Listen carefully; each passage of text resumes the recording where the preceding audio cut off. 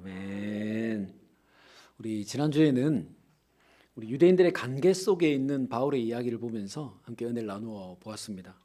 바울은 자신도 알지 못하는 사이에 죽을 위기에 처하게 되고 또 하나님께서 바울의 조카와 천부장을 그 사이에 보내셔서 유대인들의 관계를 다 파하시고 오히려 로마 군대로 하여금 가장 안전하게 바울을 호위하여 가이사라로 가게 하였습니다. 바울을 사랑하시는 하나님께서 바울을 살리시려고 행하신 놀라운 은혜와 역사였던 것입니다. 하나님은 우리를 사랑하시고 또 우리를 구원하시려고 그 아들을 보내셔서 놀라운 은혜와 사랑을 우리에게 베풀어 주셨습니다. 하나님은 우리가 그런 하나님을 믿고 담대하게 살아가기를 원하시고 또 그런 사람을 기뻐하시죠. 그러므로 우리 믿고 담대하게 살아가자라는 생각을 가지고 우리 삶에 일어나는 그 수많은 관계들을 하나님께서 파하신다라고 하는 그 믿음을 가지고 담대하게 살아서 지키시고 보호하시는 하나님의 은혜를 누리는 복된 성도들이 되자라고 말씀을 전해 드렸습니다. 오늘은 바울에게 붙여진 그 이름을 한번 살펴보면서 은혜를 나누어 보려고 합니다. 오늘 말씀은 벨릭스라고 하는 총독 앞에서 고발당하는 바울의 이야기인데요. 지난주에 살펴본 대로 바울은 가이사라의 총독에게로 보내지게 됐습니다. 그리고 오늘 본문 1절 말씀에 기록된 대로 대제사장과 어떤 장로들이 더들로라고 하는 이 말 잘하는 사람, 본문에는 변호사라고 번역이 됐는데요. 말 잘하는 사람을 데리고 와서 바울을 총독 앞에서 고발하고 있는 장면입니다. 먼저 3절부터 4절 말씀에 보면 더들로는 벨릭스 총독이 듣기 좋은 말로 그의 마음을 먼저 이렇게 풀어주죠. 당신 때문에 우리가 평화를 누리면서 살아가고 있습니다. 당신의 선견으로 우리나라가 더 좋아졌습니다. 이 땅을 발전시키려고 애쓰는 그 모습이 너무도 감사합니다라고 하면서 어떻게든 이 총독을 자신의 편으로 만들려고 이야기를 하고 있죠. 그러면서 바울에 대해서 두 가지를 이야기하고 있는데 먼저는 나사렛 이단의 우두머리이고 전염병 같은 존재다라고 하는 것입니다. 그리고 또 다른 한 가지는 바울이 성전을 더럽게 하려고 했다라고 하는 이 두 가지 죄목을 바울에게 덮어 씌우려고 하는 것이죠. 그리고 9절 말씀에 이 말을 들은 유대인들도 그 말이 옳다 하면서 힘을 실어주고 있습니다. 여러분, 이 말만 보면 바울이 참 대단한 큰 잘못을 했고 나쁜 짓을 한 것처럼 보이지만 이 말의 뜻을 깊이 우리가 생각해 보면 유대인들이 지금 고발하는 사람들 포함한 모든 유대인들이 바울과 복음을 대단히 두려워하고 있구나라고 하는 것을 우리는 알 수가 있습니다. 여러분 5절 말씀을 한번 보십시오. 우리가 보니 이 사람은 전염병 같은 자라 천하에 흩어진 유대인들을 다 소요하게 하는 자요 나사렛 이단의 우두머리라라고 했습니다.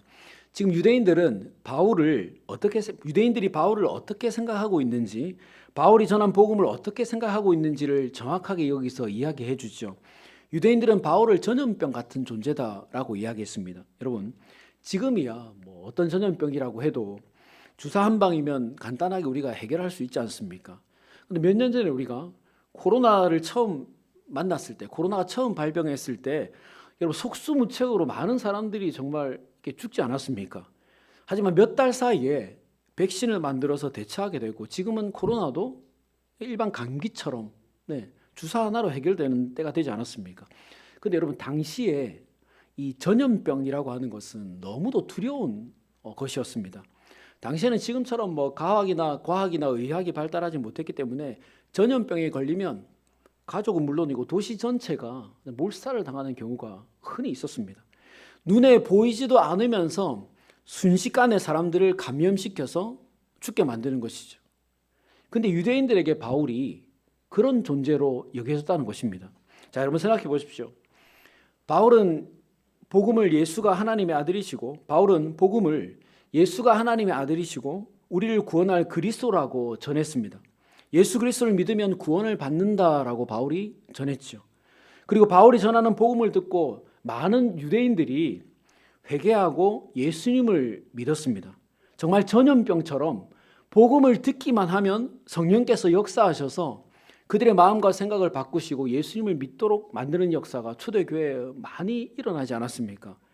근데 복음의 역사, 성령의 역사가 사람의 눈에 보이는 것이 아니지 않습니까? 그러니까 내가 언제 전염병에 걸렸는지 모르게 내가 그 병세를 앓게 되는 것처럼 복음도 그렇다는 것이에요. 그런데 계속 사람들이 변화되는 것, 유대인들이 교회로 몰려가는 것들이 보이더라는 것이에요. 그래서 유대 종교 지도자들이 이것을 두려워한 것이에요. 그리고 이들이 복음을 두려워한 궁극적인 이유가 있는데 무엇이냐면, 여러분, 예수님께서 어떻게 십자가에 달리시게 되셨습니까?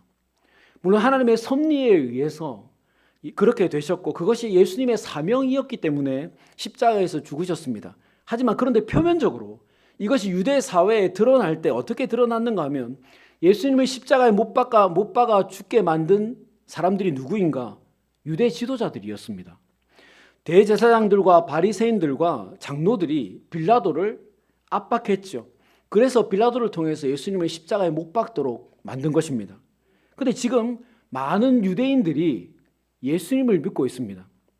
그러면 복음을 듣고 예수님을 믿게 된 유대인들이 이 지도자들을 어떻게 생각하겠습니까? 이전에는 내가 복음을 믿지 않아서 예수님을 믿지 않았기 때문에 예수가 십자가에 못 박히는 것을 당연하다 생각했겠지만, 이제는 복음이 내 속에 들어와서 내 모든 가치관이 다 바뀌어 버렸습니다. 예수님께서 하나님의 아들이시고 나를 구원할 메시아구나라고 하는 것을 믿게 되어 버렸습니다. 그럼 이제 이런 입장에서 예수님을 십자가에 못 박아 죽게 만든 그 장본인들, 유대 종교 지도자들을 백성들이 무엇이라 생각하겠느냐는 것입니다. 하나님과 성전을 모독한다고 해서 십자가에 못 박아 죽인 예수가 하나님의 아들이시고 구원자라는 사실을 알게 되면 오히려 지도자들이 하나님의 아들을 죽였고, 지도자들이 구약시대부터 이스라엘 민족이 기다려왔던 그 메시아를 죽인 것 아닙니까? 그러니 정말 신성을 모독하고 하나님을 대적하는 사단의 앞잡이들이 되어버리는 것입니다. 유대 종교 지도자들이 이것을 두려워한 것이에요. 자, 그러면 여러분, 이제 유대 종교 지도자들이 어떻게 해야 되겠습니까? 내가 어떻게 해야 백성들이 나를 사단의 그 괴수로, 종으로 여기지 않을 수 있겠습니까? 방법은 하나밖에 없죠. 어떻게 해서든지 바울이 전하는 복음이 가짜다라고 하는 것과 복음을 전하는 바울이 이단의 괴수구나, 쓸데없는 소리를 하는 사람이구나라고 하는 것을 밝히고 믿도록 만들어야 될 것 아니겠습니까? 그러니 당시 백성들이 가장 두려워하는 이 전염병이라는 말을 바울에게 사용하면서, 저 바울이 우리한테 전염병 같은 존재이고 나사렛 이단의 괴수다, 최고 우두머리다라고 말을 하고 있는 것입니다. 그리고 실제적으로 바울은 성전을 더럽힌 적이 없죠. 바울이 예루살렘에 머무는 그 2주 동안에 바울은 성전에서 어떠한 불경한 일도 행하지 않았습니다. 율법을 어긴 적도 없습니다. 이방인들을 성전에 데리고 들어간 적도 없습니다. 그러니 이 모든 말과 이 고발의 내용이 다 자신들이 얼마나 복음을 두려워하고 있는가, 복음을 전하는 사도들을 얼마나 경계하고 있는가 하는 것을 반영해 주는 말이라는 것입니다.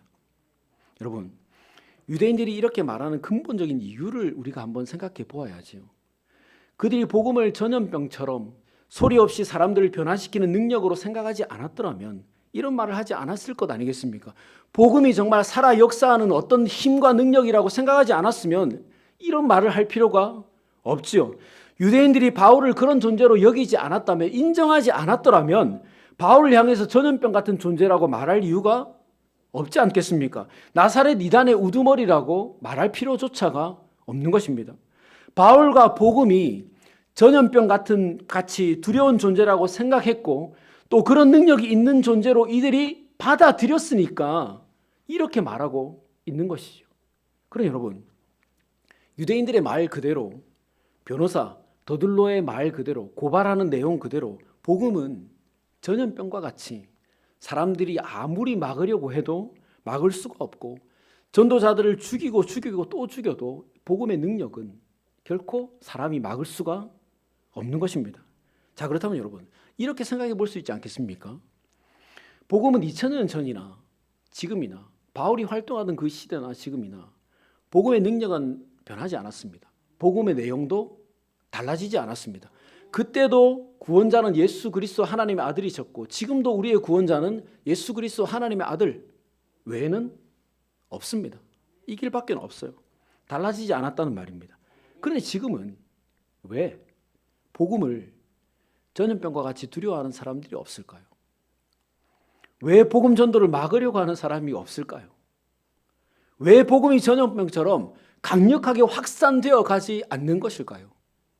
복음의 능력이 변하고 줄어들었다면 복음의 능력 자체가 감소되었으니까 그렇구나 하겠지만 2000년 전이나 지금이나 복음은 여전히 복음이고 그 능력이 달라지지 않았는데 왜 지금은 이런 역사가 우리 가운데 일어나지 않는가 하는 것이에요.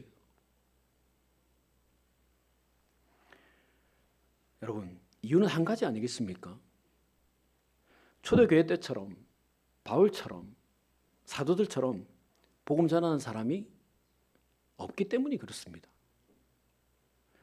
여러분, 오늘 제목을 예수쟁이, 예수장이라고 정해보았는데요.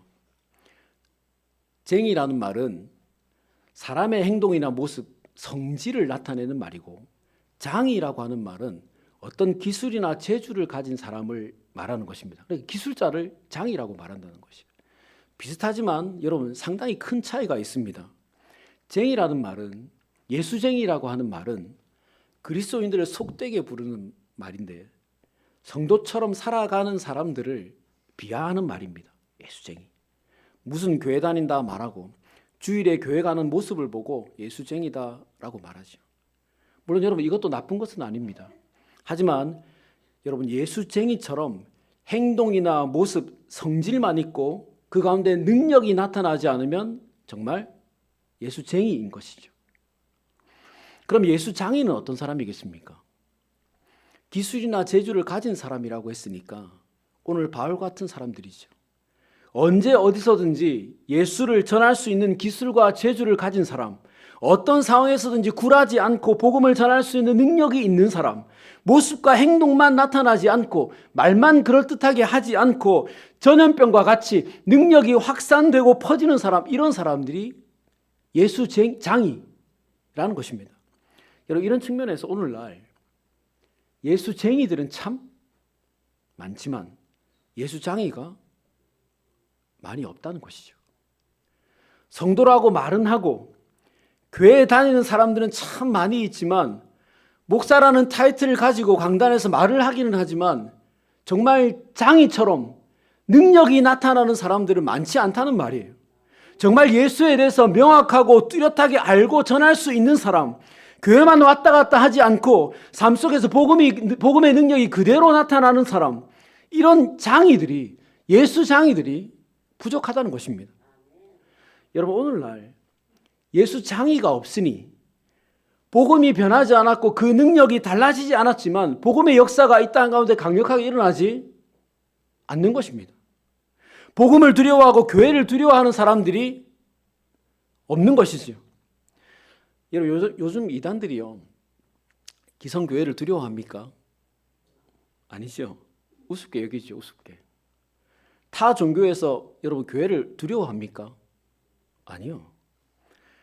여러분, 저는 흉내내는 예수쟁이가 아니라 믿음과 확신을 가진 예수장이들이 많았다면, 그래서 복음을 전하고 복음의 역사가 강력하게 드러나는 교회들이 있었더라면 오늘날 세상이 교회를 향해서 함부로 손가락질을 하지 못했을 것이고 오히려 두려워했을 것이다 라고 생각합니다. 많은 이단들이 교회를 우습게 여기고 어떻게 하면 저 교회를 넘어뜨릴까 이렇게 함부로 생각하지 못하고 오히려 우리가 잘못 걸리면 죽겠구나 이렇게 생각했을 것이라고 생각해요. 여러분, 왜 그렇게 말할 수 있습니까? 복음은 능력이니까요. 우리가 참 복음을 가지고 이것을 정확하게 전하고 알릴 수만 있다면 이 복음이 역사하니까요. 그렇게. 여러분, 바울은 유대인들에게 전염병과 같은 존재, 이단의 우두머리라는 말을 들었습니다. 여러분, 당시의 사람들에게 아주 치욕적이고 불명예스러운 말 아니었겠습니까? 근데 하나님 앞에서는 어떻지요? 우리는 훗날 모두가 다 하나님 앞에 서게 될 텐데 그때 하나님은 우리가 이 땅에서 예수쟁이로 살았는지 예수장이로 살았는지 다 아실 것 아니겠습니까? 그리고 세상 사람들에게 어떤 존재로 여김을 받았는지 어떤 사람으로 인식되어 왔는지 우리 하나님 다 아실 것 아니겠습니까? 그러니 복음을 위해서, 하나님을 위해서, 예수님을 위해서 전염병과 같은 존재라고 이단의 우두머리라는 소리를 들었지만 그 말이 하나님을 가장 기쁘시게 하고 가장 명예롭고 영광스러운 말 아니겠습니까? 이 땅에서야 이단의 괴수다, 우두머리다, 전염병과 같은 존재다, 치욕적인 말이지만 그것이 하나님 앞에서는 가장 영광스러운 말인 것이에요. 나는 복음이 두렵고 복음을 전하는 내가 전염병같이 두렵다. 너는 예수 이단의 우두머리다. 여러분, 이 말이 진짜 네가 예수 장이다 라고 하는 말 아니겠습니까? 네가 진짜야 라고 하는 말, 네가 진짜다라고 하는 그 인정 아니겠습니까? 오늘 바울은 자신을 죽이려고 하는 원수들에게서 이런 소리를 들었습니다. 여러분, 그러면 이 장면을 우리 하나님께서 보고 계실 것 아니겠습니까? 얼마나 기쁘셨을까요? 얼마나 자랑스러우셨을까요? 여러분, 하나님께서 예수 쟁의를 기뻐하실까요? 예수 장의를 기뻐하실까요? 네. 우리가 예수 쟁의로 살기를 원하실까요? 예수 장의로 살기 원하실까요? 네, 장의로 살기 원하시죠. 그러니 우리 예수 장의로 살아가십시다. 정말 예수 그리스도에 대해서 뚜렷하게 믿고 아는 사람, 언제 어디서든지 예수가 누구다라고 전할 수 있는 그 기술과 재주가 있는 사람, 어떤 상황에서든지 굴하지 않고 복음을 전할 수 있는 사람, 어디서든지 나 예수 믿는 사람이야 라고, 당신도 예수를 믿고 구원을 받으라라고 말할 수 있는 사람, 모습과 행동만 드러나지 않고 말만 드러나지 않고 전염병과 같이 그 능력이 드러나고 확산되는 사람, 삶 속에서 복음의 능력이 나타나는 사람, 여러분, 이런 사람이 예수쟁이 아니겠습니까? 그리고 우리가 그런 사람으로 살아야죠. 그리고 우리가 예수 장의로 살아갈 때 진정 우리를 통해서 복음의 능력이 날마다 강력하게 확산되어 갈 수 있고, 세상이 두려워하는 성도가 될 수 있고, 세상이 두려워하는 교회가 될 수 있습니다. 그리고 무엇보다 하나님을 기쁘시게 하는 사람이 될 것이고, 훗날 우리 모두 하나님 앞에 서게 되었을 때 가장 명예롭고 영광스러운 그런 상을 받아 누리게 될 것입니다. 그래서 우리 어떻게 살아야 되겠습니까? 네, 예수 장의로 살아야죠. 예수 장의로. 그러므로 예수 장의가 되자라는 생각을 가지고 우리 명확하고 뚜렷한 믿음을 가지고 복음 전하는 삶을 살아가셔서 우리 하나님을 기쁘시게 하고 영광스러운 상을 다 받아 누리게 되시기를 주님의 이름으로 축원합니다.